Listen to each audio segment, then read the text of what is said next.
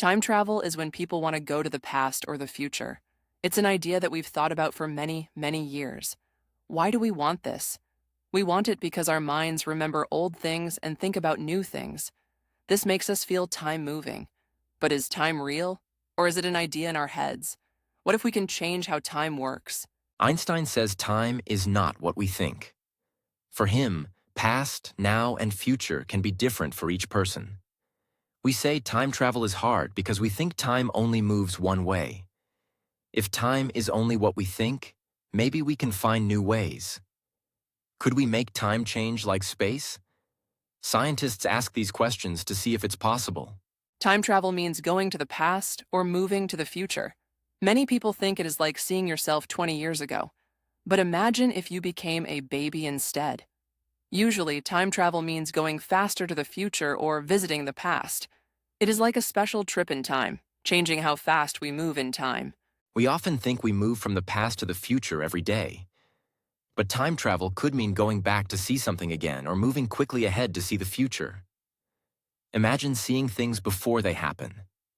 But remember, everything else stays the same. We only change how fast we do it. Time is like a special road we travel on. Newton told us time is like a straight line, but Einstein showed us something new. He said time is different for everyone. So, time travel might happen by changing this line. You go to the past or future by bending the time like bending space. If you like our podcast, click join. Get transcripts of all videos with a paid membership. It supports us too. Some scientists say we might move in time like we move in space. Einstein changed how we think about time. He made us wonder if time is more like a path we can walk in different ways. This idea lets us think about visiting other times, just like visiting different places. Scientists think about these ideas to see if time travel might work. Newton thought time was like a straight line, always the same for everyone. But Einstein said time is like space and can be different for each person. It's like we are all on a big map, and time is one of the directions. This idea makes us think about time differently and wonder if we can travel through it like traveling through space. Einstein's theory of relativity changed how we see time.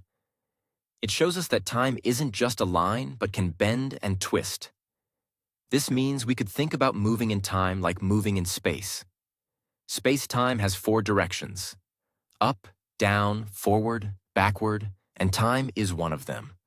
This gives us new ways to understand how time might work. Did you know that time goes differently for some people?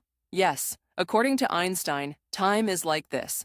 When astronauts are in space, time changes for them. They are fast, and time moves slower. They return home a little younger than their friends. This is called time dilation. Their time is slower because they are moving so fast. While they orbit the Earth, they feel this change each day. This is like the twin paradox.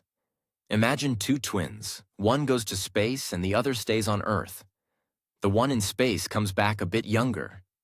This time change is because of their high speed in space. But there is a limit. We cannot go back in time with this. Speed can help us move forward in time, but not go back. That part is still not possible. Kurt Gödel found something interesting. He showed that our idea of time can be different. Time might not just go in a straight line. Maybe time can twist and turn. This could mean we can connect past and future in a loop. It's like having a path that goes around in circles. You start at one point and you come back to it. His idea challenged our usual view of time. It opened new questions for scientists. Another scientist, Alcubierre, had a different idea. He thought about a spacecraft that could go faster than light. This ship would make space shrink in front of it and expand behind it. If this worked, traveling in time might be possible. There are also concepts like wormholes. Movies often show them as tunnels in space. They could connect 2 faraway places. These ideas make us think about what's possible in the universe. At CERN, scientists are doing big experiments. They use a huge machine called a particle accelerator. This machine is very powerful. It makes tiny bits called particles go very fast. They go almost as fast as light. These particles smash into each other. When this happens, it is like a mini explosion. Some scientists hope this can make little holes in space. They call them mini wormholes. but we are not sure yet if they can be made this way. Making a wormhole is not easy. Even if we make them, we have a big problem. They might close very fast. We need to find a way to keep them open. Some scientists think we need special energy. They call it negative energy. Without it, the wormholes might just disappear. Using big machines like the one at CERN helps us learn more, but there is still a lot to figure out. People everywhere ask about traveling through time. It sounds like magic. But many questions remain. Even if we find a wormhole, we must keep it open. Negative energy might help, but we don't know how to get it. Scientists work on these ideas. They hope to learn if time travel can be real. But today, it is a big challenge. We have dreams like in movies, but it's very different in real life. In movies, time travel seems easy, but in science, it is very hard. We do not know enough. Holding a wormhole open is one problem. Another is how a person can travel safely through one. Right now, it is hard to imagine. Negative energy is still something we study. Maybe one day we will find a way. Until then, time travel stays a dream, but it helps us learn more about our universe. When we think of going back in time, problems can happen. Imagine meeting your younger self. What if you change something? This is called a paradox. It means doing this causes strange things, like if you stopped your own birth. Then, how are you here? It could be confusing. Scientists talk about this a lot. They call it a causal loop. Events happen again and again, like in a circle. Let's think of a story to explain. A woman finds a book about time travel. She travels back and gives it to a man. He writes the same book. Now, who made it first? This is the problem. Everything in the loop makes sense, but the whole circle does not.